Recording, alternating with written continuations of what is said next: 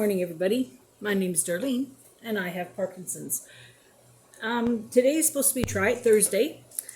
I tried, and I failed. So I'm going to just talk to you about what I tried and what I failed about, and maybe talk a little bit in general. I've got a lot of new subscribers, so I'm going to tell you a little bit about myself after I explain what happened today. I welcome everybody that's new. I'm loving having people come by and getting to know you better through the comments. I wanted to show that I could be a little more independent. We're having to do a lot of things for ourselves right now because Claudine has been indisposed and having to stay home. Now, she is driving her car now as of yesterday, and so she's doing so much better. She went to the family doctor today and got her staples out, and she has got an infection, and so he's got her on an antibiotic, but she's doing very well. So anyway, what I wanted to do for some independence, Bill and I have not, for probably 2 or 3 years, maybe even 3 years, we have never gone anywhere, just the two of us. We've wanted to, but since we stopped driving, we haven't. We haven't been able to because we, of course, either have to take a cab or we have Claudine drive us. And if we're going out for a meal or something and Claudine's driving us, we just say, come with us. We love having her company. So we just have never gone anywhere by ourselves. So we decided that we were going to, while she was at home, not able to drive us around, that we were going to go by cab and go somewhere and enjoy ourselves for a day. And maybe we would go up to Walmart and shop around Walmart and then go to have a lunch somewhere. So we knew that a cab could not take both of our scooters, but we knew Walmart had an electric scooter. So as long as we took one scooter, the other person could use the electric scooter. But Claudine has always been the person who took our scooters apart, put the scooters in the car, did all that. Bill's scooter is bigger than mine and heavier, so therefore, because we knew it was going to be me that was going to have to lift them, because Bill just can't, we decided that I was going to practice. So yesterday, Claudine said she wanted to try driving yesterday just in the local neighborhood before she had to go to the doctor's, which was across town. So I said to her, well, I'd like to go up to the dollar store. Could you come and, and she says, well, Mom, I can't lift your scooter in because of the weight of it, and I'm not allowed to lift that. And I said, I'd like to learn how to take it apart and lift it myself. She said, well, come on down. And I said to her, if I can't do it, then I will just park the scooter inside and I'll come with you to the store and I'll just hold on to a shopping cart and we won't be long in the store and we'll do it that way. She said, okay. So she came over.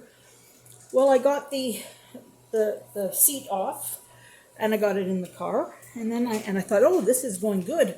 And then I decided that, well, if the seat came off that easy, then I would fold the other bar down. And then I went to take the battery off, and it's quite heavy, but I got it. It's only on with Velcro, and I got it off. One more piece to take apart and then lift. Could I get that apart? No, I could not. And even if I got it apart, could I have lifted it by myself into the car? No, I could not. So therefore, it became very apparent that our independence was not going to be had because we have no way of taking a scooter with us. So my Try It Thursday for independence failed. But you know what? That's okay, because if I have to, Claudine has now said she's driving again. She'll take us somewhere and just leave us and bring us back. So that's what we're going to do. Anyway, I'm going to put you on pause for just a moment because Bill just came up from coffee. I'm going to talk to him for a second and then I'll be right back. I'm back. I just wanted to tell him that I had lost my stylus. You see, I have my stylus here and I wear it around my neck so that I don't lose it because I drop everything. I absolutely drop everything. And I had dropped it even from around my neck because I held it in my hand. And it went onto my chair, and everything on my chair goes down the side of my chair and falls through to the floor. But if I'm not careful, it falls through to the mechanism. And if I raise my foot up and down, it crunches and I'll break my machine. So before I do it again, I'm going to put this down. There we go. I was sitting nice and still earlier, but here I am animated and jumping all over the place. That's part of Parkinson's. Actually, it's not part of Parkinson's. It's part of the medication that I'm taking for Parkinson's. Now, because I've got so many new people, I just thought I'd tell you a little bit about myself. First of all, welcome so much. I'm glad to have you here. I don't do anything special. I have the attitude of, I can't do anything about this, so therefore I'm going to ride the wave that I'm given, and I'm going to do it as gracefully as I can. I fail about that sometimes, and I try not to wallow or sit on the pity pot for very long. But I have an attitude of saying, I can do this, or I can try, and if I can't do it, well, okay, I can't do it. But I'm not going to give up before I try. And the loss of independence has been one of the hardest things. But anyway, I have a husband. He's 10 years older than I am. He also has some health issues. And so therefore, we don't drive anymore ourselves. And when we gave up our driving, we decided that we needed a little bit of help because of not having a car and not wanting to rely on taxi cabs every day. So we gave our car, which was virtually a new car, it was only a couple years old, we gave it to our daughter and said, maybe you can drive us to our doctor's appointments and to the grocery store. She said, absolutely. Well, she has taken on the job of caregiver. And she comes over all the time. Right now, because she's recovering from surgery herself, she isn't over as often now, but she will be again. We were talking about moving in together so that she would be there because I'm requiring more and more help. And I know it's a very hard job to be a caregiver for somebody, and I'm a little bit worried about that. So I'd like to maintain my independence as long as I can and not make it any harder on her than it needs to be. But anyway, so I have 2 children. I have a daughter who's in her 40s and a son who's in his 30s. My daughter has a daughter, so I have a granddaughter, Ivy. She's in her 20s. My son just got married a few years ago, and he's got a lovely wife, so I have a sister-in-law. No, a daughter-in-law, pardon me, not a sister-in-law, daughter-in-law. And they have a baby now who's just over 1. His name is Finn. And he is the cutest thing that's going. And that's not just as a grandma saying that. He just is darn cute. Anyway, we just recently got through putting everything back away because we had started packing because we really thought we were going to be going. And so I said, if I'm staying, I've got to put my stuff away. And I don't do anything half. You know, if I start something, I gung-ho go at it. So we gung-ho went at it. And meanwhile, we tired ourselves out incredibly. So we're enjoying now a couple of days of just sort of sitting back and letting things happen around us.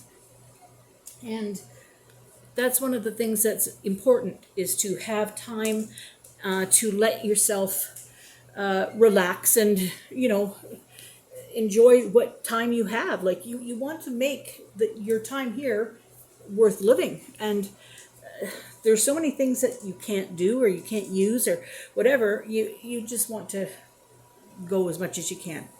I have neuropathy in my hands and my feet, which makes it hard for me to hold a knife or hold a pencil or whatever.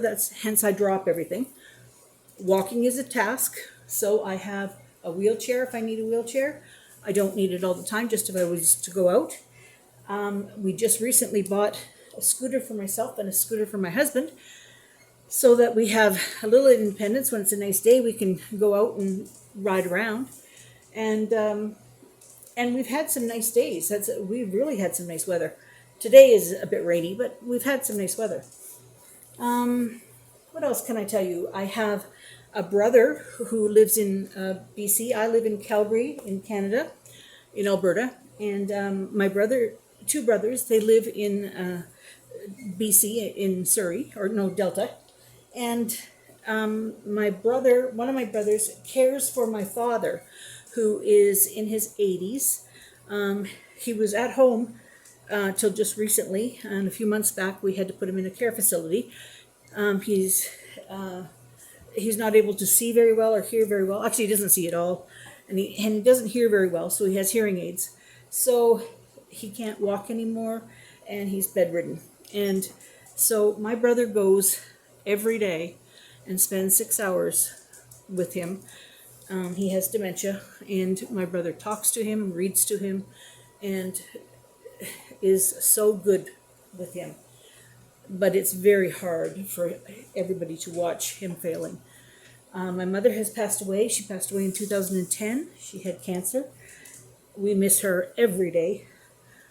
But we were a close-knit family, and I raised my kids to be the same. And so therefore, when I got sick, I decided that it's going to change my personality, this Parkinson's is. Everybody with Parkinson's has different symptoms. Everybody associates Parkinson's with the shakiness. That was never a big symptom for me. I do have some shakiness, but that was never a major symptom for me. But there's things that happen, like my feet stick to the floor. I can't fluidly walk. I can't turn around on the spot. My handwriting is incredibly small, and now very messy. And it's just one of those things that you just learn to live with. And because dementia is likely coming down the pike, it doesn't come for everybody, but Lewy body dementia is a big possibility for me.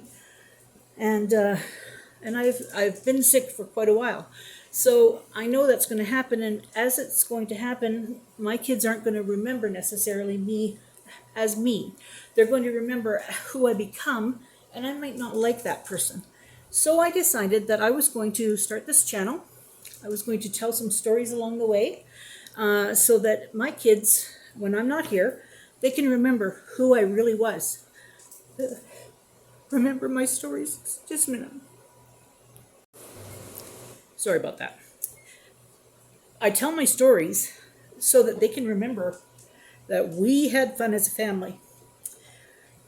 I get into all kinds of shenanigans. It's ridiculous. I don't know how they all happened to me, but they just seem to follow me around. And I'm not a real social person. I don't hardly ever go out. And I have been that way for years, but more so now. But when I do go out, I usually have fun follow me. I don't know why, but I do. And I enjoy my time out. We go once a month downstairs to a social club. I live in a seniors residence. And we go down to social club and have a meal, and there's dancing and all the rest. No, I can't get up and dance. But I can chair dance. I can throw my hands in the air and boogie woogie. And I do. And I enjoy that once a month.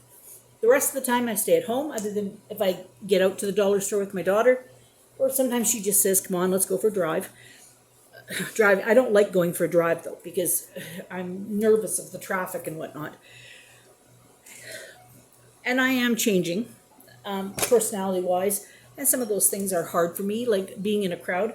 I actually missed my grandson's first birthday because I panicked and thought, oh my gosh, there's going to be all these people there. And I missed his birthday, and I felt terrible because I had done that. Like, I can't take that time back. I can't get it back. And I feel bad that I did that. My husband went. He was there, and I owned up to the fact that I just panicked and couldn't go.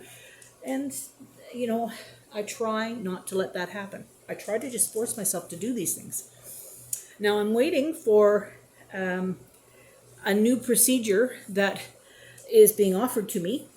It's called, what is it called? It's a stoma. It's a pump that they're going to put into my body. It's going to go into my intestine, and they're going to have an opening on my belly. They're surgically going to put this stoma in, and there will be a pipe or something come out of it with a plug, and I will strap on this pump, and my medicine will be administered through this pump directly into my intestine, which means that it will bypass my stomach. I won't have to swallow a pill.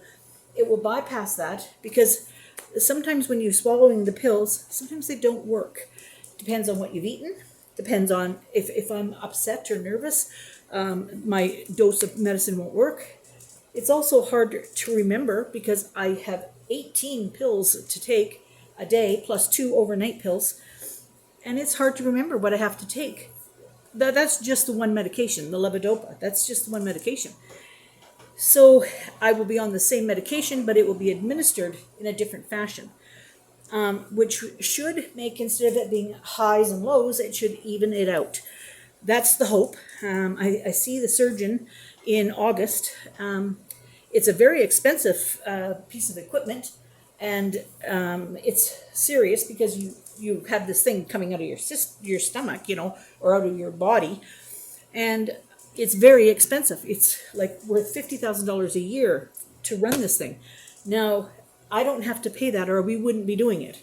So I was approved for it to get paid for, and I will take any opportunity I can to make the quality of my life much better. They said that, see, where I am right now, when I take my medicine, it's every 3 hours. And my medicine will work for about 45 minutes to an hour. And then my medicine sort of stops working, and I wait till the time comes to take the medicine. And then I wait another 40 minutes for the medicine to start working. And then I'll get a good 45 minutes. Well, when it's the bad time, we call it bad time. When it's the bad time, I can't move. Like, I am stationary, and my feet are stationary. I just can't even move. And when it's good time, this is what I get. This exaggerated movement. So it's quite something to see how fast it can happen. It happens instantly. I get a little tingle, and I quit. I just stop. And so I have shown it a few times. I have turned the camera on. I generally do not do that. I generally tape when I am having good time, because I also can't think very clearly when I'm on my bad time. My brain doesn't work very good. It's like a sieve. It kind of does its own thing. What else can I tell you? I was going to tell you something that I thought of, and of course there's so much information that is out there, and I try to bring a little bit of it to people. The good time and bad time is important because people don't understand how, like, okay, when we go down to social club, before people knew that I had Parkinson's, we'd go down to social club and I would be animated because I had taken my medicine. And while sitting there having our dinner and watching the music and whatnot, I will suddenly be very still. And people, it's sort of like, well, if you have a condition that makes you move like that, how come you're not moving now? Like, it's almost a disbelief of what's happening. So I'm trying to educate people along the way to say that this is quite common with Parkinson's. And nobody in my family ever had it. I'm the first person, lucky me. And it's okay. Like, if somebody had to have it, it might as well be me. And so I'm just going to go through life as positive as I can. And I enjoy cooking. I'm not good at it, but I enjoy cooking. So therefore I show that. And I usually on Saturdays, if I'm having a good day, I try to do a short little Snapchat and have some fun, get a giggle or two, tell a story 3 or 4 days a week. I post every day mostly. My daughter comes over and helps me, and you'll see her in the film. And my son and his wife come over, and they have given me permission to show them as well. You get to meet my husband. He's a wonderful man. And so that's a little bit about myself. And I'm going to show you just something that sort of tells you this is my personality. I'm going to introduce you to Carl. Carl, my daughter and I went out shopping one day. This is how shenanigans happen. We went out shopping. We went to a store called Giant Tiger. And while we were going through the store, I spied Carl the caterpillar. And I said to Claudine, I've got to have that. I said, that's going home with me, and that's for Finn. That's my grandson. I said, that's for Finn. He's coming over, and I said, he's going to have it. So you just wait right here. I'm going to show you. I'm going to turn you around. Let's see if we can see him. Can you spy him up in the corner? Okay, here I come.